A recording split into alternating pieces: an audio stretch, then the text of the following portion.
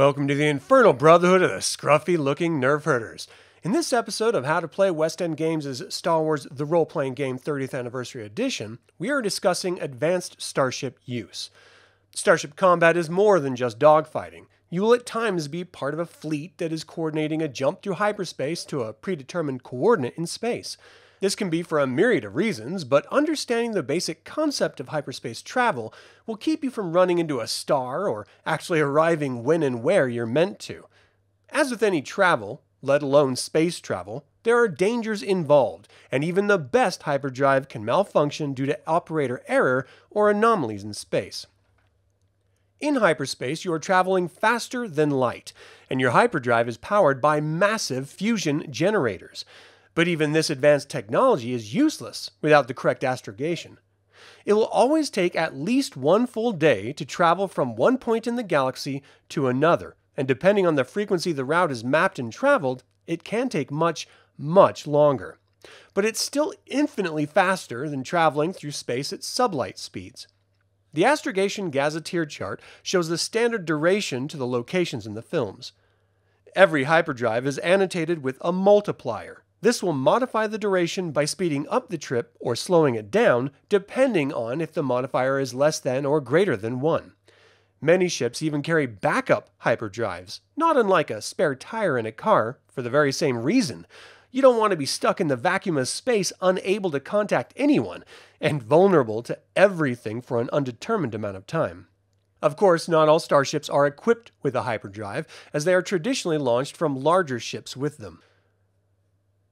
Calculating the trip duration will take a minute for common routes and up to a day for unknown routes. The standard duration of hyperspace travel is shown on the astrogation chart, as are modifiers you may encounter along the route and the difficulty number you must roll over with your astrogation skill in order to end up in the desired coordinates. When the ship enters hyperspace, that is when the pilot or individual, or droid, who is at the nav computer must roll their astrogation skill. You may attempt to increase or decrease the duration by a day, which is reflected by increasing or decreasing the difficulty number by 1 point for each day modified. If you do not roll over the difficulty number, you suffer a mishap. These are presented in the Astrogation mishap table. They can range from the hyperdrive cutting out, losing a day of travel, to colliding with an object in space and suffering heavy damage to your ship. Next, let's discuss torpedoes and missiles, because while not every craft is equipped with them, many are. Torpedoes and missiles can only be used at short range, and they are designed to be used against slow-moving targets. When you fire one at an enemy, they will roll their ship's speed dice and add it to the fire difficulty. This is not a skill use and does not penalize the enemy ship. If the fire difficulty is met or exceeded by the roll, the missile strikes, unless a successful shield roll is made. If a shield roll is successful, the missile dissipates on the shield and does no damage to the starship.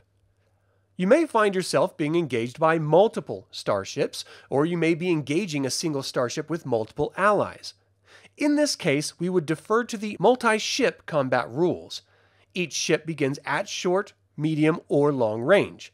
The single ship may attempt to run away from all opponents or close with any one of them. If the single ship closes with one of the enemy ships, the range decreases. If it runs, the speed dice are rolled to determine if the range increases or decreases.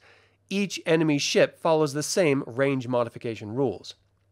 If there are multiple ships against multiple opponents, separate them into individual dogfights. Once a dogfight ends, the victor may join another dogfight, which would follow the aforementioned rules of one ship against multiple opponents. A ship may not fire on another that is not part of the dogfight. A ship that leaves the battlefield beyond long range cannot fire on any ships. If another ally ship joins a 2 versus 1 dogfight, break it into 2 one-on-one dogfights. This should make the management of space battles simpler for everyone. It is truly unusual for a starship to fire at characters. TIE fighters are known to strafe ground targets, however. The gunner of a ship can't truly see an individual at medium range. When a starship fires on a character, the base difficulty number is 20. If the roll is successful, the character may dodge. As Starship damage codes are scaled for Starship combat, not character combat, you must double the damage code for any Starship firing on a character. The character may then roll their strength attribute dice normally. When a character fires on a ship, the range is determined normally for the character. The ship may evade using its normal evasion rules. Again, character scale damage is different from Starship scale damage, so no matter what weapon is used, a successful character hit will only roll 1 dice for its damage against the Starship. The ship would then roll its hull and shield dice normally. If the damage is less than half the ship's hull and shield, it has no effect. Through the course of adventuring, you may want to improve your Starship. You would need to spend your skill points in order to do this. You can increase any of its die codes, speed, hull, maneuverability, shields, fire control, and damage in this way. The cost is the same for improving a character's skill dice. If the ship has multiple weapons, each would have to be increased separately. Changing the Hyperdrive multiplier from ×2 to ×1 would take 20 skill points. ×1 to ×1/2 costs 40 points. You can add weapons to your ship at a cost of 6 skill points for a 1 die of fire control and damage. You must also spend the appropriate credits or use the Starship repair skill. The credit cost is 100 credits per skill point, and the time is 1 day per pip increased.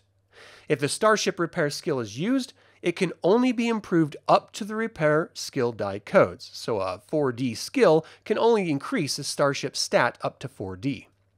Doing so this way takes 1 week per pip increased. Kind Game Masters, or GMs, may allow their player characters or PCs to increase their blasters or equipment in a similar manner. I hope that provides you with a more complete understanding of the use of a Starship in navigating interstellar space, multiple ship combat, and improving your Starship. Thank you all for tuning in. We invite you to subscribe to this channel and click the bell to get notified about our next video. You can now join the Infernal Brotherhood through YouTube memberships and pick up some of our custom-designed Star Wars apparel by following the links in the description below. Until the Infernal Brotherhood convenes again, my fellow scruffy-looking Nerf herders, may the Force be with you.